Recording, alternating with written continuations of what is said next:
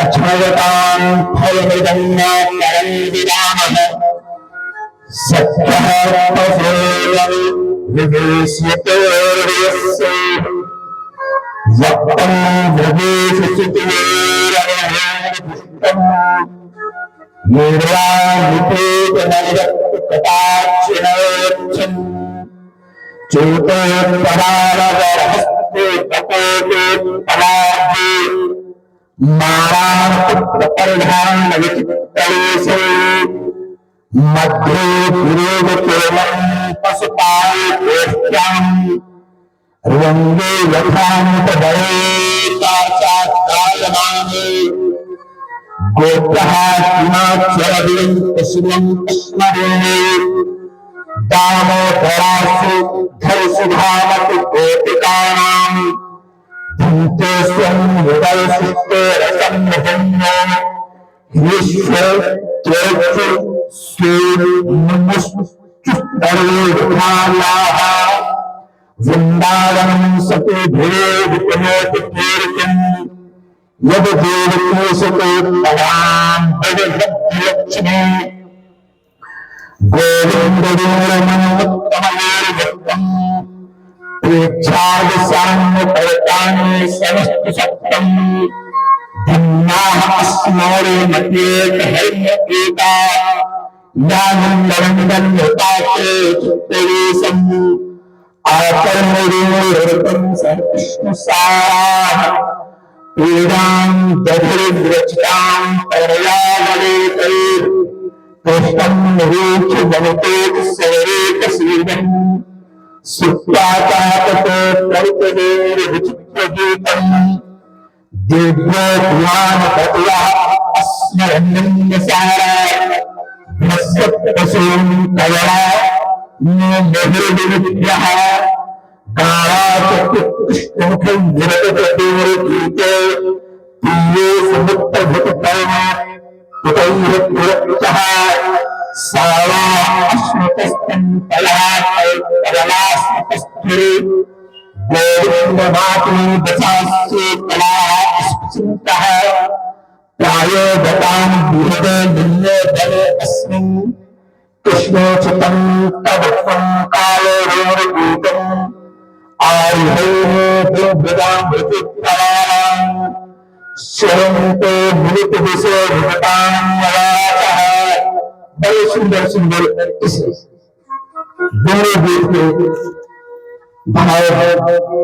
गोपियां कहते हैं और आपस में बातचीत करते हैं कि दोनों श्याम सुंदर कृष्ण और गोर के सुंदर बलराम गायों को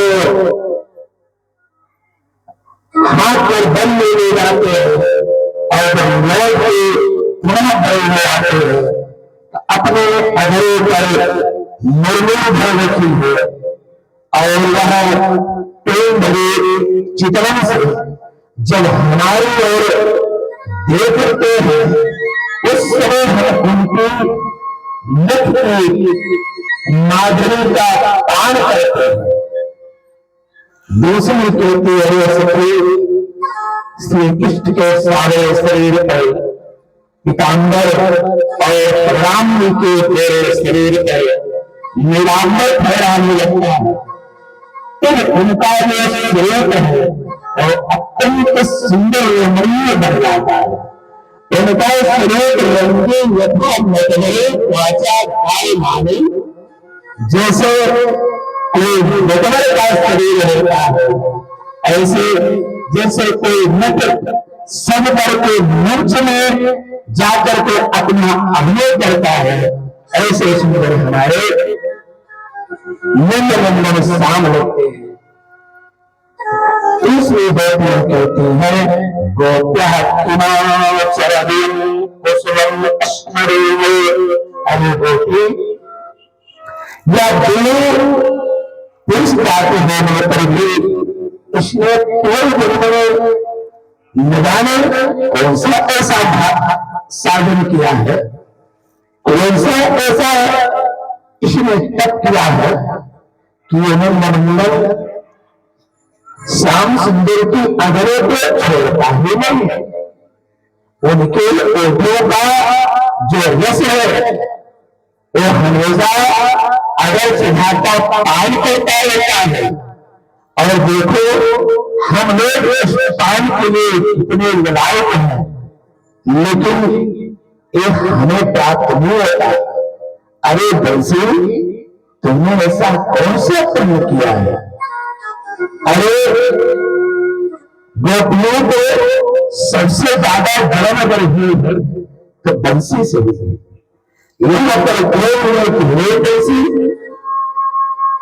तो नंदन श्याम सुंदर के अगर का पान करने में देव पूरा रस मत पी जाना, थोड़ा सा रस हमारे लिए भी छोड़ दे। वृंदावन सतगुरु और वृंदावन बैकुंठ लोग जो पृथ्वी का तीर्थ का विस्तार करना है, क्योंकि नंदनंदन श्री कृष्ण के शरणों का जो चिन्ह आए वृंदावन की पहाड़ भूमि पर लग गया है, इसलिए आज वृंदावन सबसे सुहावना बन गया है। और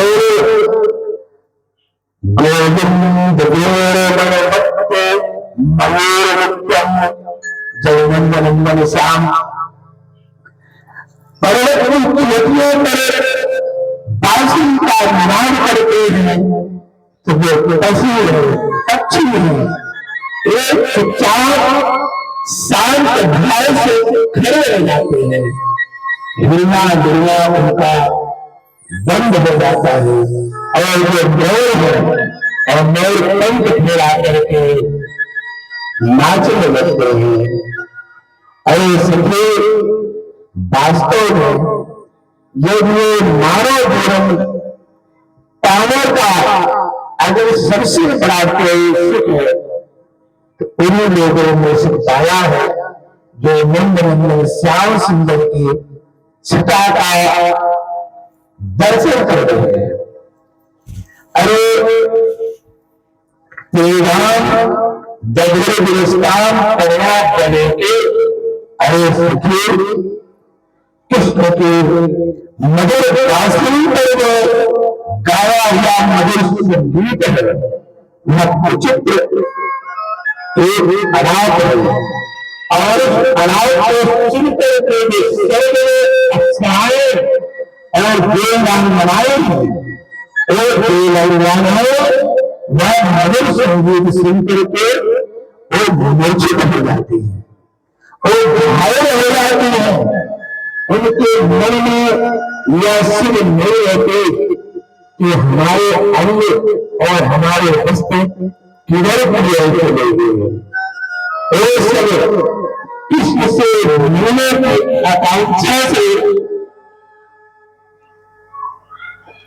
वेदना से व्याकुल हो जाती है और जो इस बात का उनको पता नहीं चलता, उनके जो छोटे में धूल बिखरे हुए हैं वो सब जमीन पर गिरे हैं। गाया कृष्ण मुखे निर्गत जोर। अरे सखी, इन गैया को देखो, जब हमारे मुंड मुंडन अपने ओट से बांसुरी को नाद करते हैं तो गैया इस संगीत का आनंद लेती है और अपने कानों को दोनों की तरह बना लेती है। तो इस समय नंदनंदन का जो बांसुरी का रस बरस रहा है वह टपक ना जाए, इसलिए गायक अपने कानों को ऐसे खा के लेते हैं जैसे आप भगवान का चना लेते हैं तो ऐसे हाथ बना लेते कहीं दे मिला है। तो भगवान की बांसुरी के कष्ट मिले के जो गाय हैं, बछड़े हैं, वो अपने कान को दोनों की ओर बना लेती है कि भगवान की जो बांसुरी की कान है वो कहीं जमीन पर उनकी भेजे रहेगा। प्यारे बताम भेदे गयो और बच्चों को हमारे घर के बस्ती है, उनकी बात को डाले। वृंदावन के पक्षी हैं और वृंदावन के पक्षी जब कन्हैया की हंसी की आवाज सुनते हैं तो पक्षियों पर धुआं धीरे जाते हैं। शांत होकर के आंख बंद करके पत्थरों के सहारे ऐसे बैठ जाते हैं मानो जैसे किसी योगी ने साधना की दिव्य साधना करके और समाधि में समाधिस्थ हो गया है। ऐसे जो पक्षी है ये सब पेड़ों में भगवान की बांसुरी सुन करके समाधिस्थ हो जाते हैं।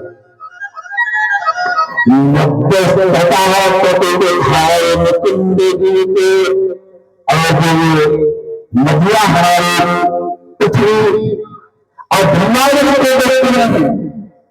इन कई बालकों को देखो, कृष्ण और बलराम धूप में गैया चढ़ा करके उनके साथ जो बांसुरी बजाते हैं तो उनके हृदय में प्रेम हो जाता है और उनके ऊपर भय लगाने लगते हैं।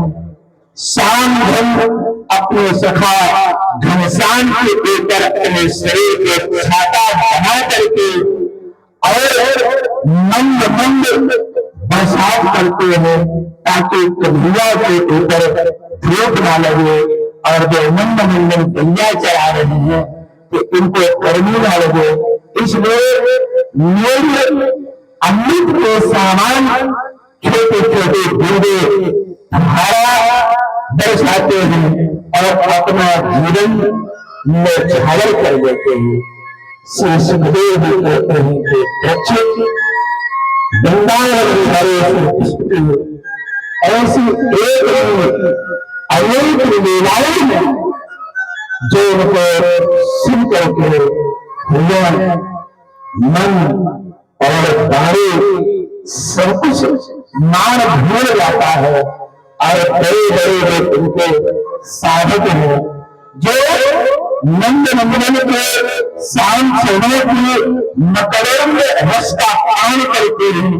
उन्हें लीलाओं में गोता लगाते हैं जैसे एक मछुआरा किसी समुद्र में गोता लगाता है। ऐसे लोग हमारे नंद नंदन के रसिक भक्त हैं। उनकी लीलाओं का रसा स्वादन लेकर के और अपने जीवन को धन्य बनाते हैं। श्री सुखदेव जी कहते हैं, सुखदेव जी कहते हैं परीक्षित, अब